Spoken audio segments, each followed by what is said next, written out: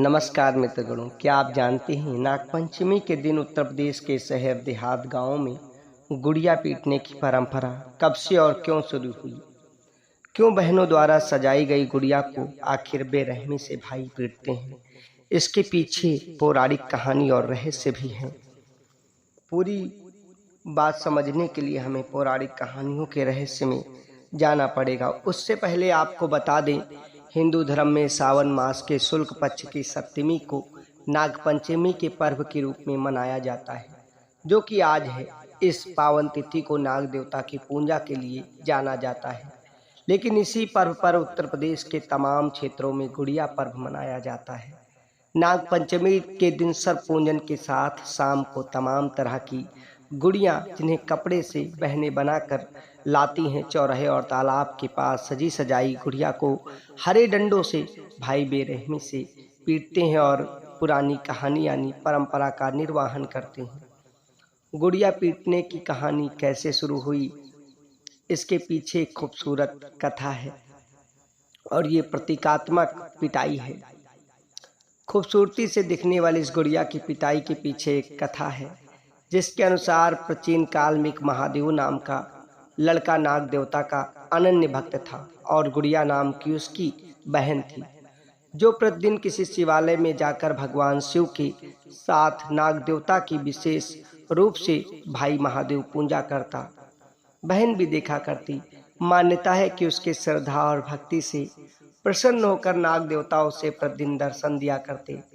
मान्यता है कि कई बार मंदिर में पूजा के दौरान नाग उस शिव भक्त के पैरों में लिपट जाया करते, लेकिन नाग देवता कभी उस पर कुछ न करते, क्योंकि उन पर उसकी कृपा थी तो कोई नुकसान न करते।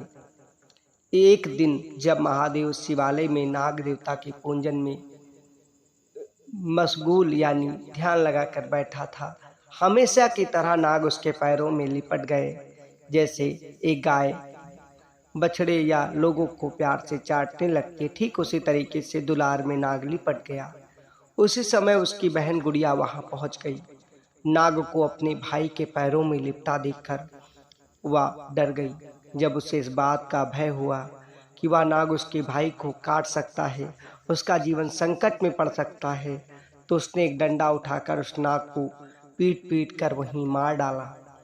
उसके बाद महादेव का ध्यान टूटा। उसने अपने सामने नाग को मरा पाया, तो बहन द्वारा नाग के मारे जाने की बात को सुनकर भाई को बहुत गुस्सा और पश्चाताप हुआ।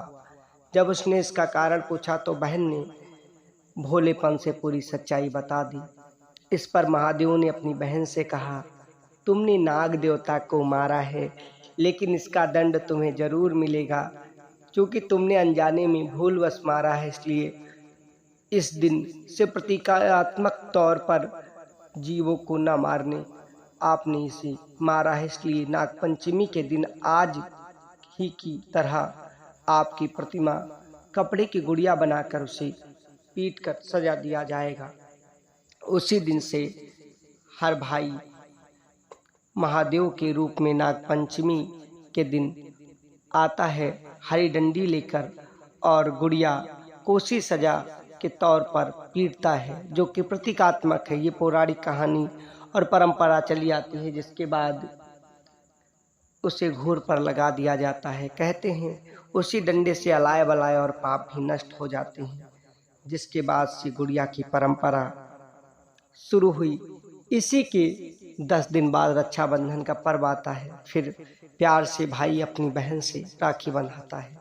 उसकी पौराणिक ऐतिहासिक कहानी भी है। गणेश जी से लेकर भोलेनाथ और विष्णु से लेकर पार्वती तक की वो कहानियाँ आपको इंडियाई ब्लॉग पर मिलेंगी। अगर आप फाइनेंशियल सहारा इंडिया से लेकर PSL तक किसी भुगतान से प्रभावित हैं, तो आप विशाल की रिपोर्ट न्यूज़ चैनल पर जाकर बखूबी पूरी रिपोर्ट देख सकते हैं और खबरों के लिए लाइक शेयर सब्सक्राइब भी कर सकते हैं। भगवान सबका कल्याण करे। जय हिंद।